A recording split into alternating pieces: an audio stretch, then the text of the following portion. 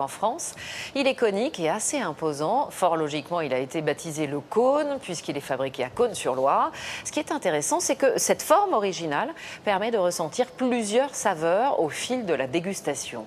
Marie-Charlotte Deluc, Hicham Ramey. C'est le seul fromage de chèvre qui ait cette forme, un cône. Un clin d'œil qu'a voulu faire Emmanuel Mellet à la ville voisine de Cosne-sur-Loire. Un chèvre fait avec le lait de ses 500 bêtes. Et pour réussir un bon fromage, tout commence dès la traite. Si l'animal est stressé, le lait change.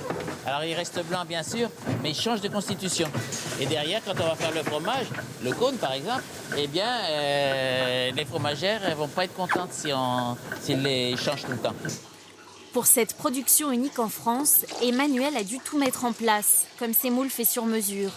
2 litres de lait par exemple pour un fromage de 250 grammes. 200 pièces sont produites chaque semaine. C'est peu, mais l'agriculteur tient à garder une dimension artisanale à sa fabrication.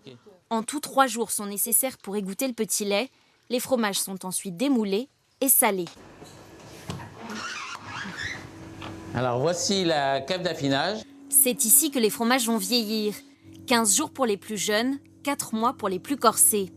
C'est à ce moment-là que la forme en cône révèle tous ses secrets. Bien sûr, il y a la forme, mais la forme va jouer sur le goût. Quand on va couper une tranche ici, qu'on va la mettre dans l'assiette, on va avoir sur la pointe des goûts plus secs, plus floraux, et sur la base, on va avoir des goûts qui vont évoluer vers le côté animal.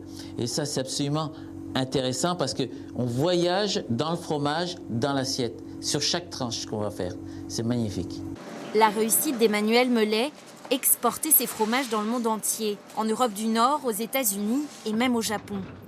Mais en France, paradoxalement, le cône reste peu connu du public, bien moins par exemple que son célèbre voisin, le crottin de Chavignol. Pour changer la donne, Emmanuel organise régulièrement des dégustations à la ferme.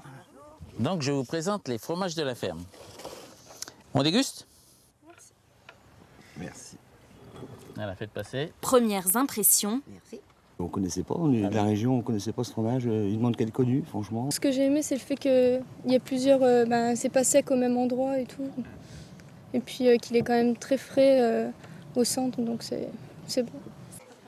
Emmanuel Mellet espère faire de son cône une star, de celle qu'on croise sur les plus grands plateaux.